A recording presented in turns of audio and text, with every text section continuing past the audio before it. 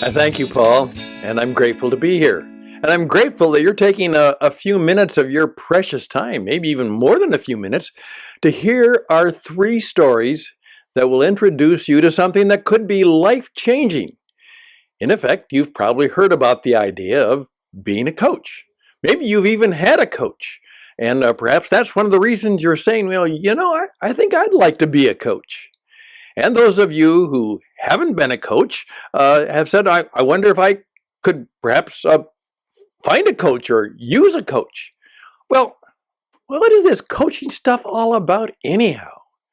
And some of you who are simply just curious because you say, well, this wouldn't affect me, but do you want to be a leader?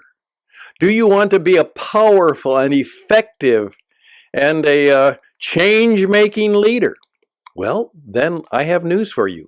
If that's what you want to be, you may not be a formal coach, but you're going to have to learn how to use the coaching in your management and in your leadership. It's going to have to be part of who you are and what you do if you want to be successful working in the 21st century. And as you see, this is being brought to you by What It Takes Radio, which is my company, a podcasting and publishing company. And I leave the microphone right there to help you understand that into the world that's coming, the world that's here right now, you're also going to have to learn how to use the multimedia, the radio, the podcast, the video, the television. You're going to have to learn how to be what we call a performance leader and indeed a performance coach. And that's what this is all about. How to be a world-class performance coach. Perhaps in your organization, but it is in the business both of life and of work. How to be a world-class business performance coach. I'm going to tell you three stories. Three stories because storytelling is really the only effective means of communication. And if you're going to be a good coach, you're going to have to be a good storyteller.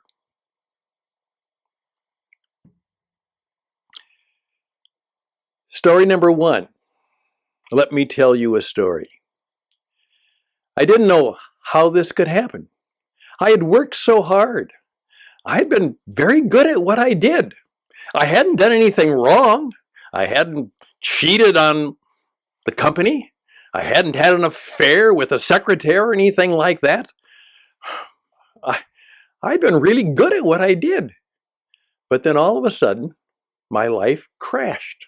And there I was in my mid-40s, and I remember the day. That's right, we were together in our little apartment, and it was a snowy and cold day in northern Minnesota, and we were kind of bleak, and we were cleaning up the kitchen table and trying to put things together, and I was going back to my desk because tomorrow was going to be another day of trying to make appointments and getting interviews and seeing if I could get my life back on track. And that's when all of a sudden my dear wife began to look at me, and then she threw the towel down on the floor and said, "This is exactly what I was hoping for when I married you 20 years ago. This is exactly what I was hoping for. I was hoping that after 20 years of marriage, we would have no house, no car, no job, no money, broke, and a kid in college. That's exactly what I was hoping for." And then her sarcasm turned to sobbing and tears, and she left the apartment. She did come back, but even telling you that story, I can still feel a little bit of how I felt.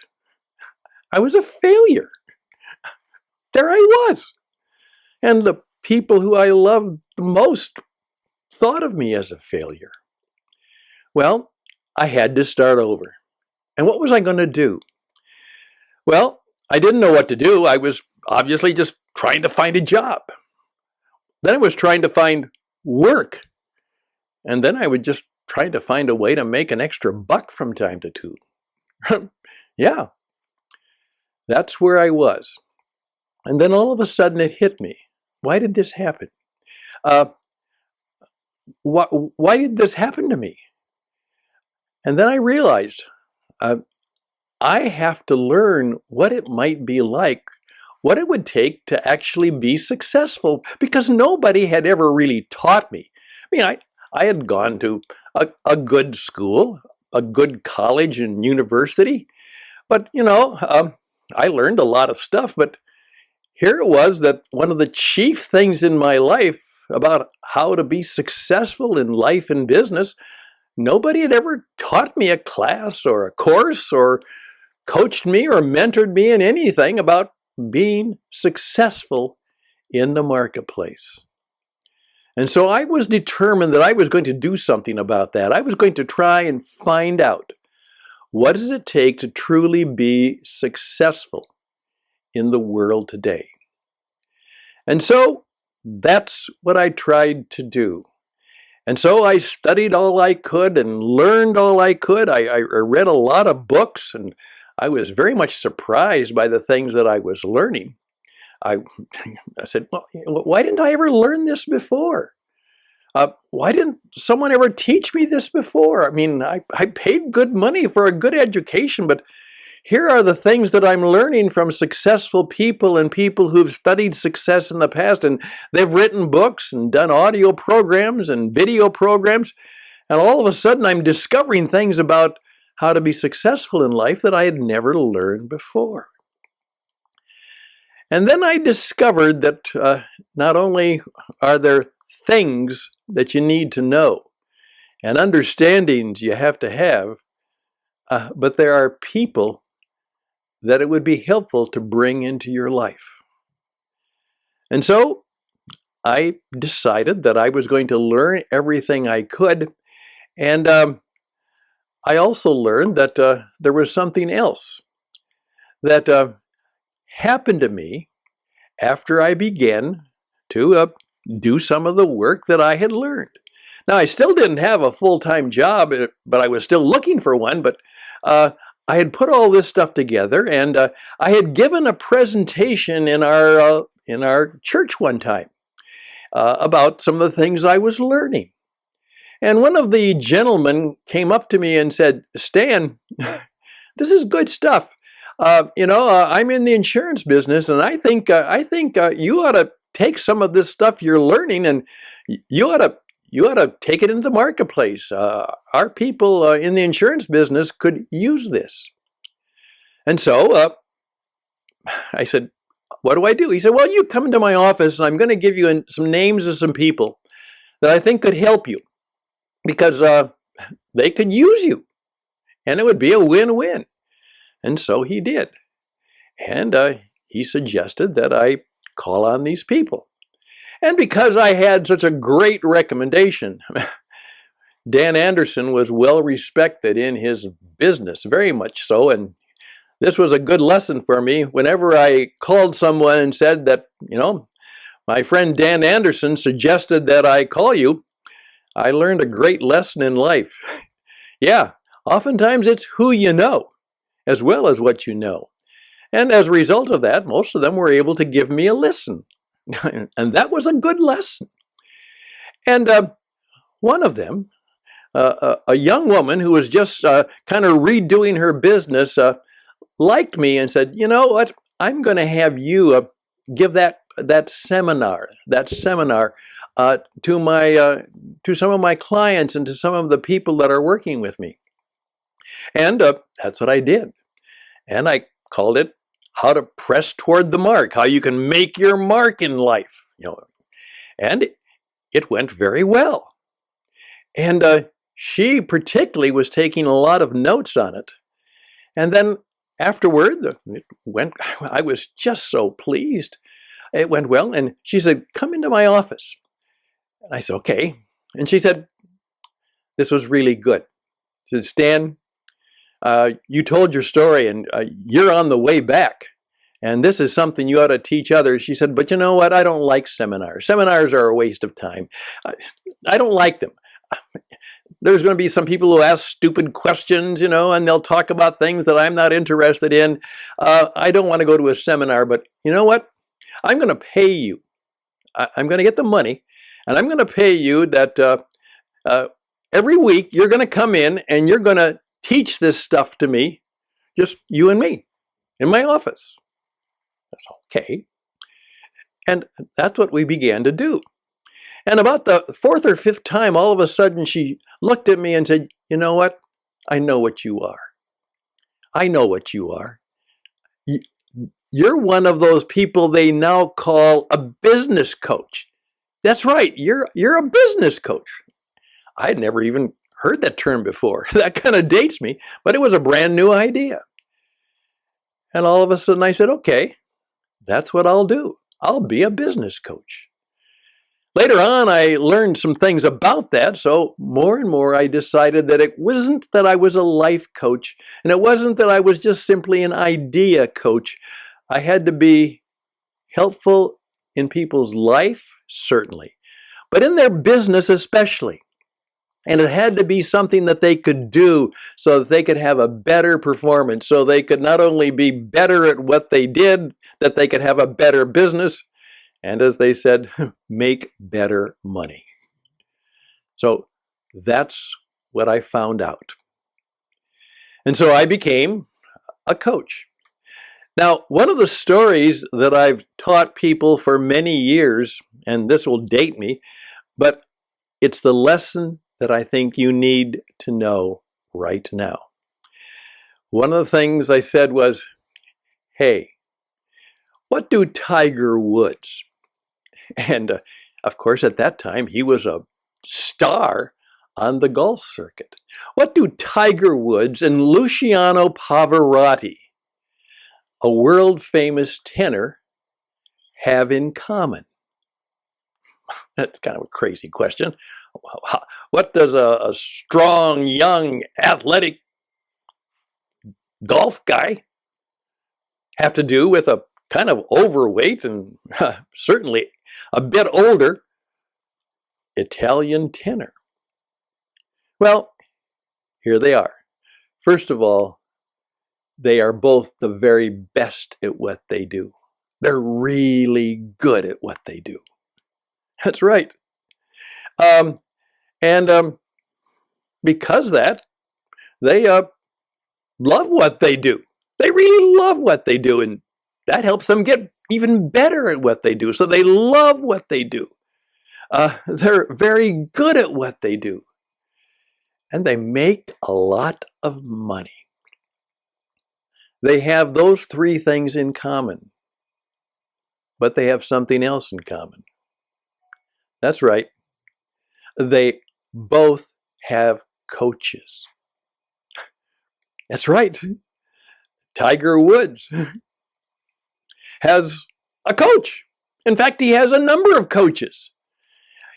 By the way, he's a better golf player than any of his coaches, but they know things that can help him be even better. And Luciano Pavarotti, world famous opera singer, he has a voice coach and a performance coach. And he even has a coach to help him decide what to wear and how to dress in his appearances. You see, the very best have a coach.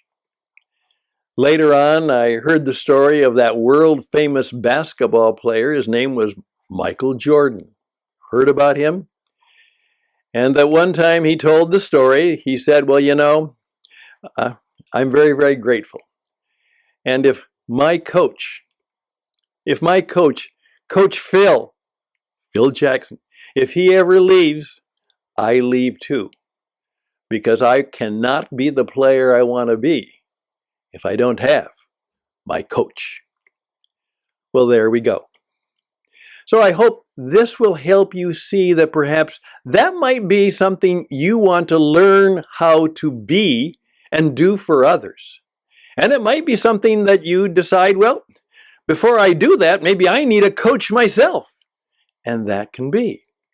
And also, if you want to be a coach, we are one of the few people who say that we will guarantee you your first client, because you will learn how to be a coach by coaching yourself first. And then you will be able to share it with others. And you will attract more and more people because you will not only be a coach, you will be coaching yourself, and you'll be finding other people to coach you. And that's when good things begin to happen, when you have a circle of friends and affiliates and clients and colleagues, and you are all in the business of knowing how to be a good coach. And one of the things I learned right away was part of my problem was that I had never learned about being one of the 3%. That's right. I hadn't learned anything about the fact that I had to be one of the 3% in life. And once I also learned that, everything began to change for me. And I think it might change for you. So, if you'll listen to story 2, I'm going to tell you the story of being one of the 3. Being one of the 3%. In life, in business, and in your service to others. That's next.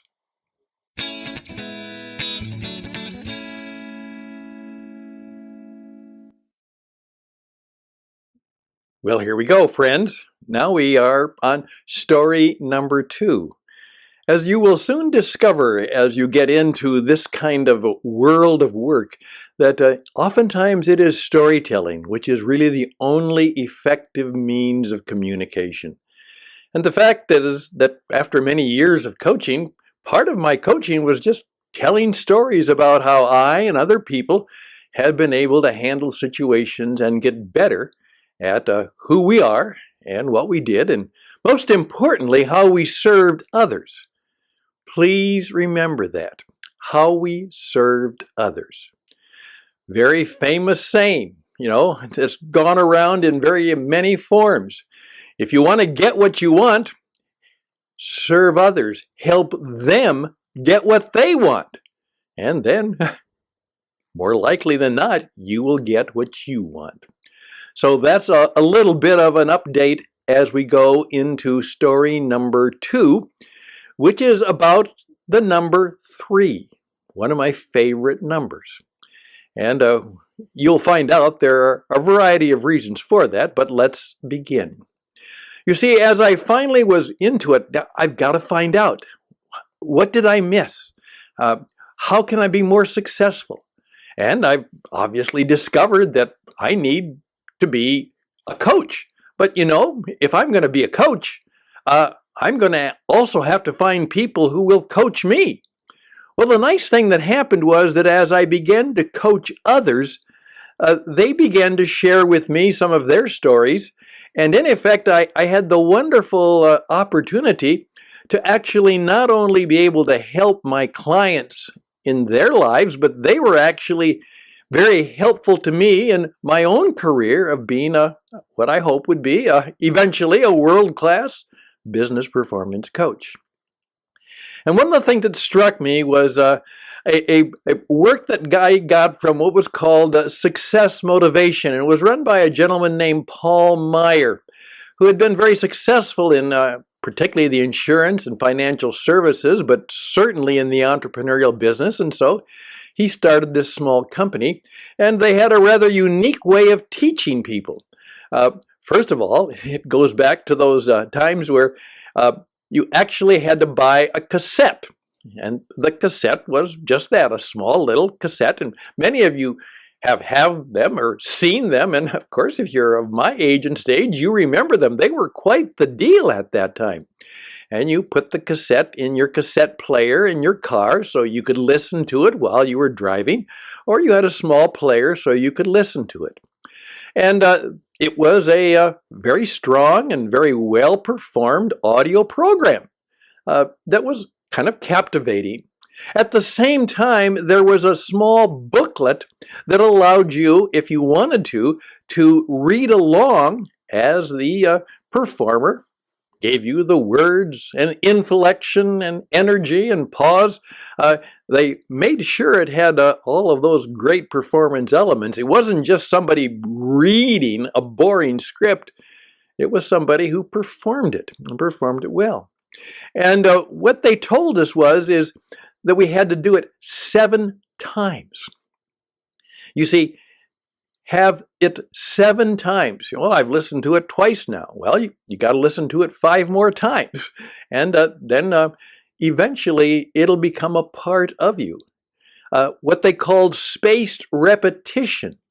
And that was something they learned from the advertising industry, that if you want somebody to remember something, you can't just tell them once or twice or maybe 3 times. You have to tell them a number of times, perhaps even 7 before it begins to come into all of the things that are in our mind, spirit, and body. You know, we don't change easily. Most of us don't want to change. We'd like better things, but oftentimes we don't want to do what it takes to get better things. We'd like things to change without us having to change. And of course, now as a coach, you will know that probably is not going to happen. If you do what you've always done, you'll get what you always got. If you want to change what you're going to get, you have to change what you're doing. And what I discovered was that his work was based a lot on the ideas of the gentleman named David McClelland, who, along with a number of people in the 1950s and early 60s, was asking that same question that I, unfortunately, 20, 30 years later, was asking. Why are people successful? And why am I not? And so they attempted to answer that question through a variety of research. And what I discovered was what I call the 3% formula.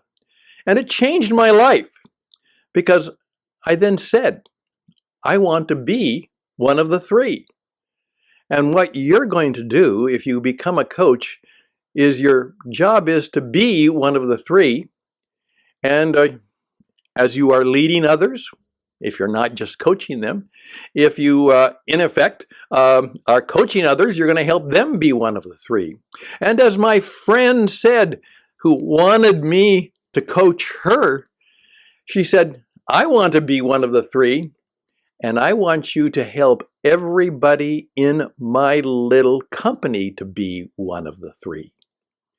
Because if they're one of the 3 and we're all one of the 3, we're going to have a real rip-roaring company. It'll really go. And you know what? That's what we did. And that's what happened.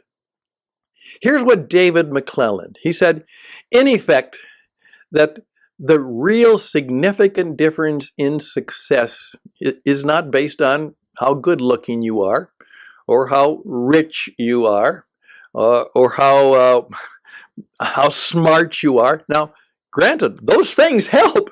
You know, as one of my friends said, well, you know, being rich, smart, good looking, that's kind of nice.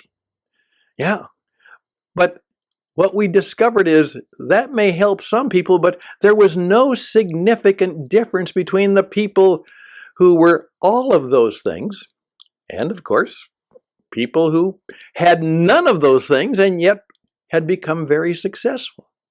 And we all know people like that, smart, good-looking, gifted people who have all the advantages in life and they still wreck their lives. You all know people like that and certainly have heard about them. On the other hand, in effect, you know people who had none of those advantages and became incredibly successful. Here's what he said. Only 3% of the population have a powerful set of goals in their life. That's right. They set powerful goals. Now, you've heard that, but everybody talks about it, but hardly anybody does it. And what these 3% really have and do is they know deep inside what they really want out of life. They've done the work. They've really put it together.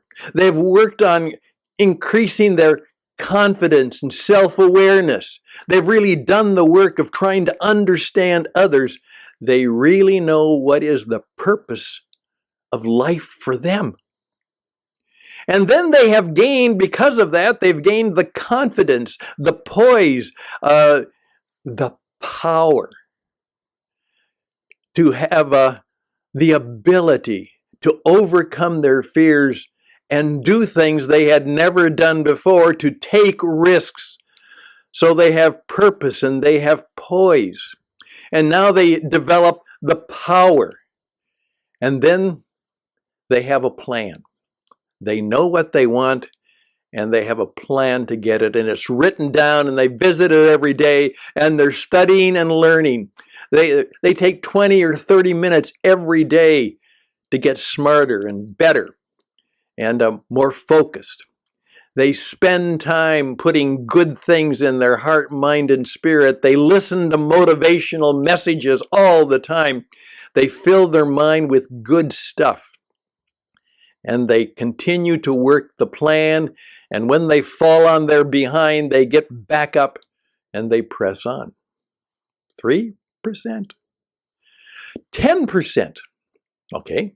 10%, these are usually quite successful people. They have some good idea of what they want. And in effect, they are working toward it. They have some goals. Now, they're not nearly as clear and as focused. They're kind of fuzzy around the edge, but they have some ideas, some strong ideas of what they want, and they have the ability to work at it. And they're achieving things. 10% of the population. That's right.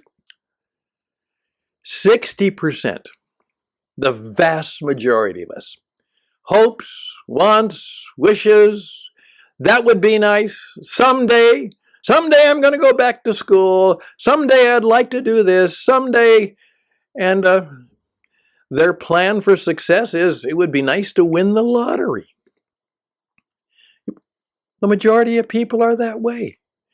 The world is full of people who are doing jobs that they never planned on doing. They never really wanted to do them. And I see people all the time. They're working hard and the job's okay, but it's not what they really had in mind when they were young and strong and ambitious. They just kind of deal with the day by, they've kind of lived life by good fortune and accident. 60%. Well, what does that leave? It leaves 27%. Yeah, clueless. They don't have a clue. They just try and deal with the day. Get through the week. Thank goodness it's Friday. Oh my God, it's Monday. And that's how they live, day by day. And in effect, no plans, no hopes, no real dreams, no energy. Now, a lot of this is because life took it out of them. Nobody taught them, nobody inspired them, nobody coached them, nobody encouraged them, and living a hard life just kind of beats you up sometime, and you just say, what the heck? That's the population. And what David McClellan discovered is the goal for you is to be one of the three. And it doesn't happen by accident. What are you right now? Are you a 3%er? Are you a 10%er? Are you a 60%er? Most of you are. Some of you are in the high 60%, but and some of you are said, sometimes I feel like I'm in the bottom. And in fact, I even had a very successful man say to me, I'm in the bottom. He said, I'm very successful, but you know what? I'm doing what everybody else wants me to do. I just am really, really good at doing what I'm told. I've never planned my own life in any way. And he put his head down and said, maybe I should stop doing what everybody else wants me to do and start doing what I want to do. And he said, could you help me? And I said, yes, I can. There we go. That's story number 2, about being one of the three. Now, You say you want to be a coach. Well, your first job is to seek to coach yourself so that you are truly one of those 3%. And then you have the joy and the delight and the opportunity to walk into the business world.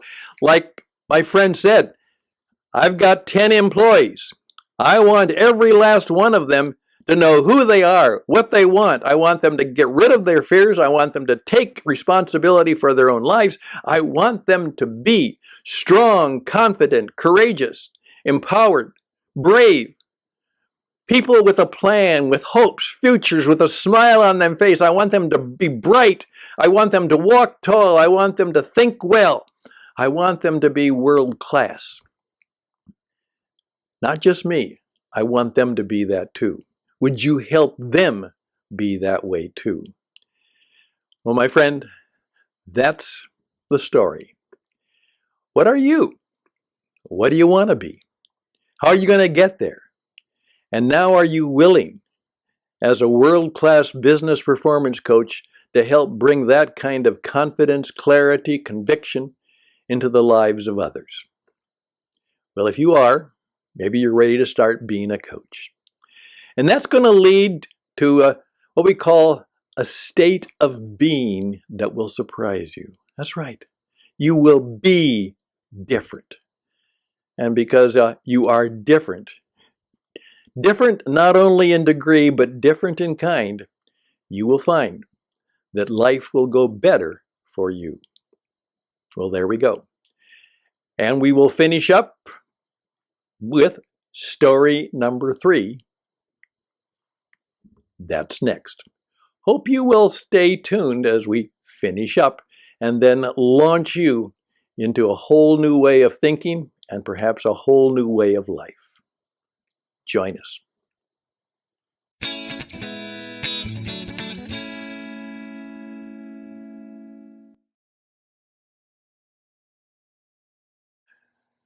Now, as we often do, we continue with the story.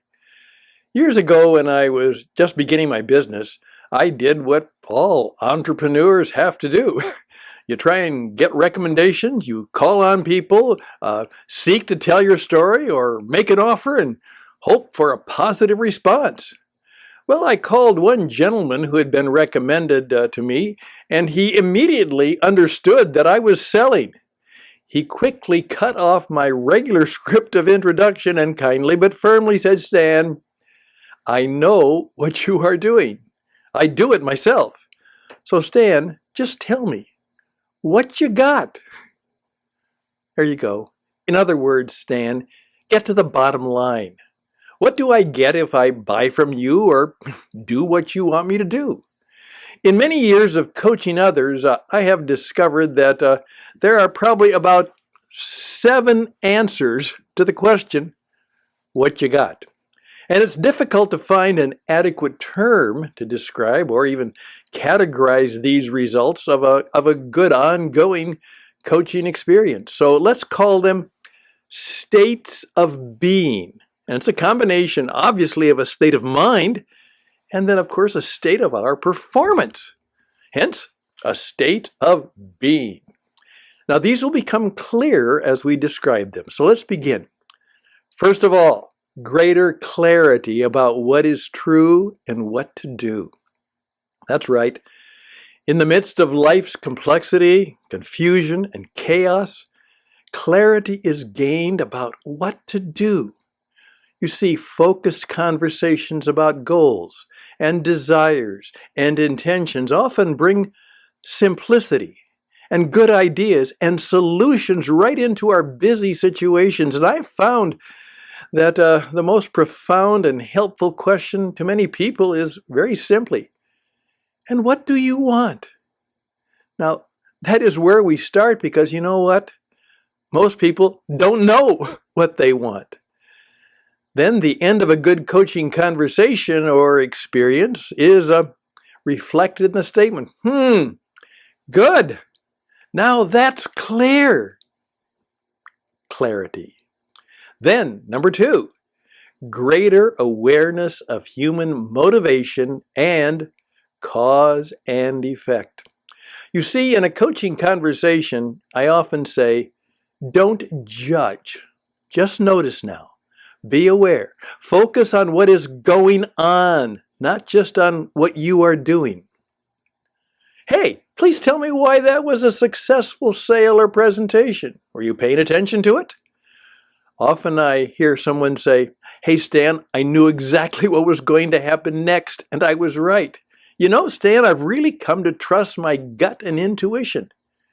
Hey, I really did connect the dots, and it was obvious what to do. You know, I'm really getting pretty good at knowing how my behavior and my language affects others.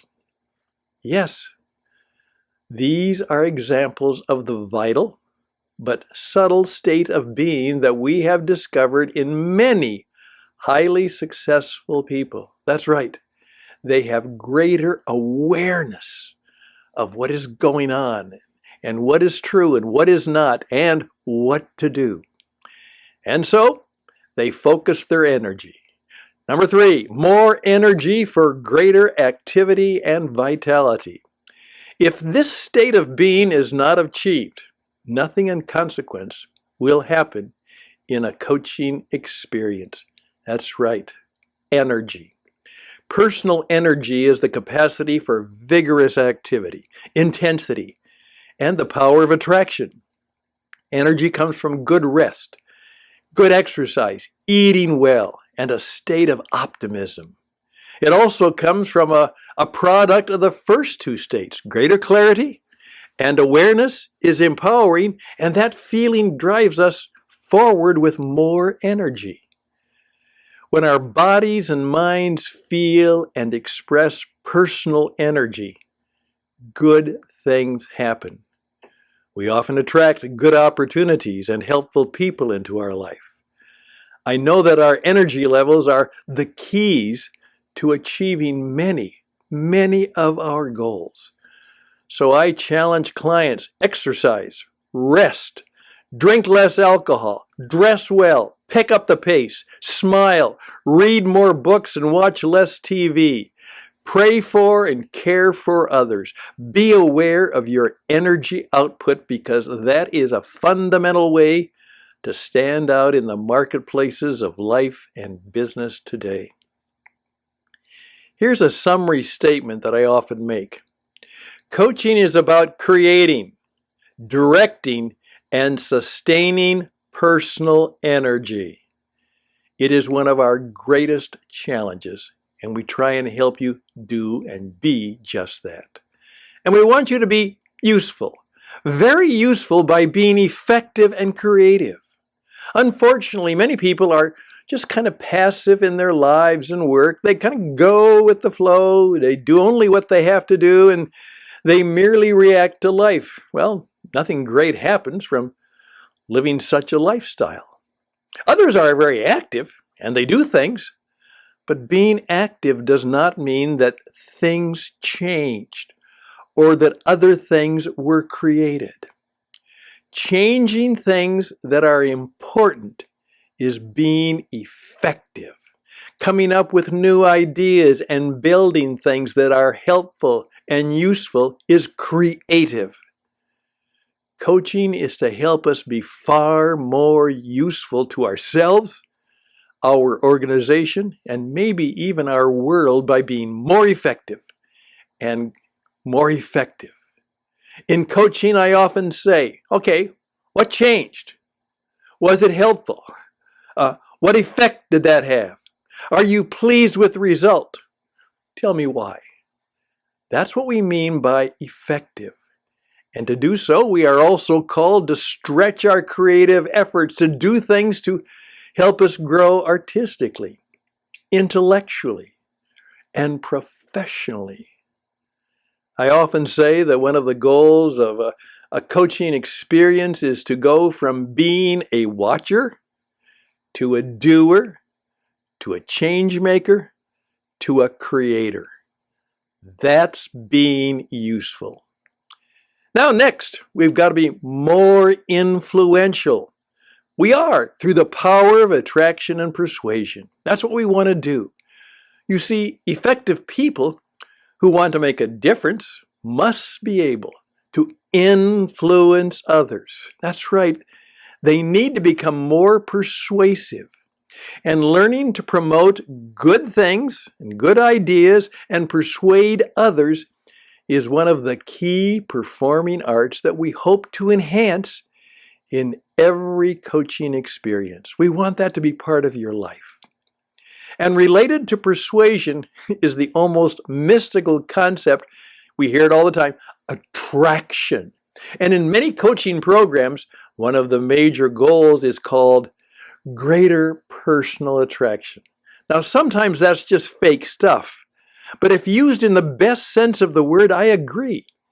Here is how it works, hopefully. If you have greater clarity and a clear focus with high awareness, combined with high energy and demonstrated by useful creativity, people will be attracted to you. They will come under your circle of influence and are subject to your persuasive giftedness. That's leadership power.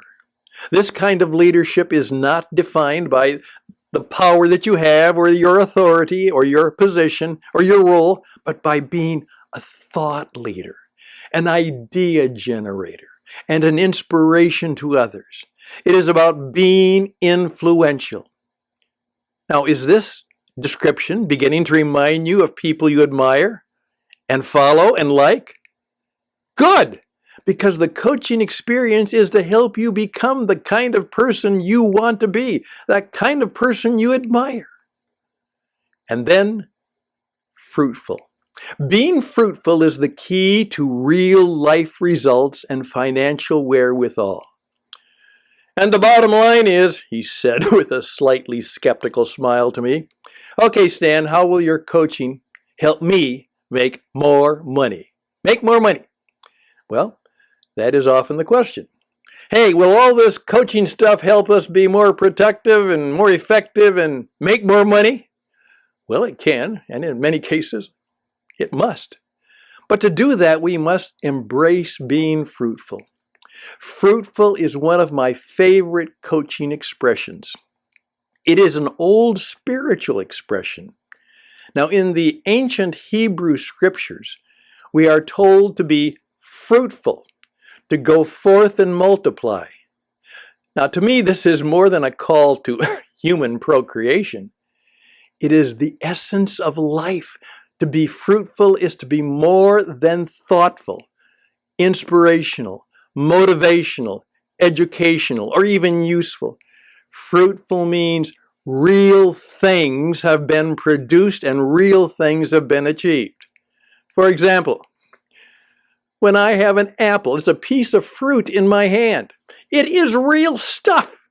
It's not an idea, it's real stuff. It's the result of somebody who worked hard, labor and nurture, and made the apple come forward. It has real value. I can eat it for its nutritional and life-giving value. Hey, I can sell it to another person for money because it has financial value.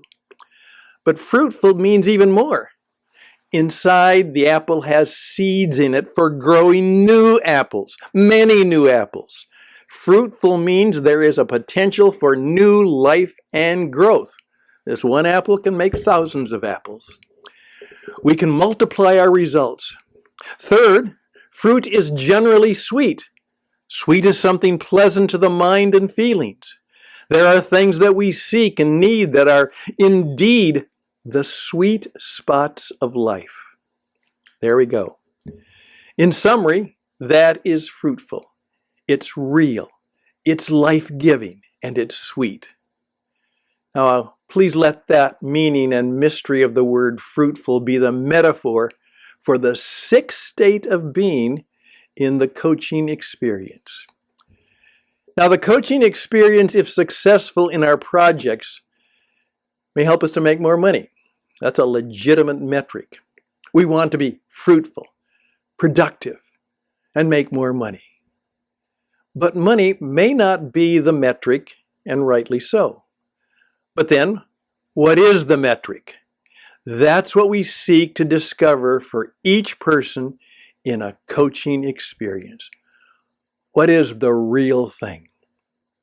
Well, serenity. Number 7, serenity is the personal power to be at peace. The 7th state is one we would all love to possess, and in some cases actually comes to us. It is serenity. Serenity is to be unaffected by disturbance, to be tranquil, unruffled, and calm. There's an old essay that gives a feeling, a description of the serenity state, and it's from what is called, now listen, The Majesty of Calmness by William George Jordan. Look it up. Here's just the brief beginning. Calmness is the rarest quality in human life. It is the poise of a great nature in harmony with itself and its ideals. It is the moral atmosphere of a life that is well-centered and well-grounded, that is self-reliant and self-controlled. Calmness is singleness of purpose, absolute confidence, and conscious power ready to be focused in an instant to meet any crisis. That is serenity, and it is the goal of the 7th state of the coaching experiment. Well, to sum up, the 7 states. Number 1, greater clarity. 2, greater awareness. 3, more energy. 4, very useful. 5, more influential. 6, fruitful. And 7, serenity. And there you have what you got. Well, thank you for that. And now just give me a few more minutes to make it a little more personal and perhaps bring it home to you and to me, so perhaps we can come together.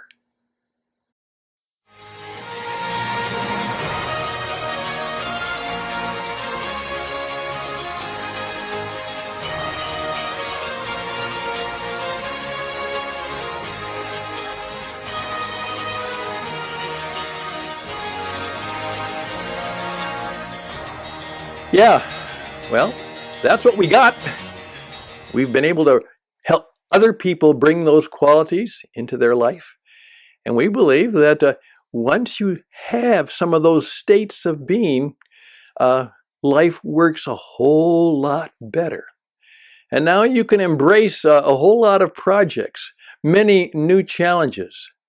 And as I often say, when you actually have this sense of serenity, there's a wonderful thing that happens. Many of you become absolutely fearless. Yeah, you know that all will be well. And that even if things go poorly, you have the confidence and the ability to get back up and make it happen again. You have a deep sense that you are not fully in control of almost anything, but you are fully in control of how you respond to people and how you can make things happen. You gain that sense of strong confidence and awareness, almost fearlessness, that can make you an inspiration to others. And guess what? You're going to start attracting people who want to be coached and mentored. That's right. When you have these qualities in your life, you'll have no problem finding people who want help. Many of them will be looking for you. And of course, that is what we call the power of attraction. So there we go. We are open to do what you want us to do to help you. We can coach you, and we'll be glad to do that. In many ways, we can do that. We can coach you so that you truly can be a coach. We have a first-rate teaching, coaching, and mentoring program that will help you be a world-class business performance coach. We can do that. And if there is a project that you know you need help with in your organization, we can come alongside of you in your organization when you have a major project, something you have to do, want to do, it's important to do, and we can be there to help coach you and to coach your colleagues through this major, perhaps life-changing, business-changing, even money-making project, we can be there to be by your side and help make it happen. Making good things happen is what we do, and I think we do it well. I'm Stan Hustad, along with all of my colleagues. I trust that you will give us the chance, perhaps an audition, to show you how we can make life better, make business better for you, starting now. Until then, bye for now.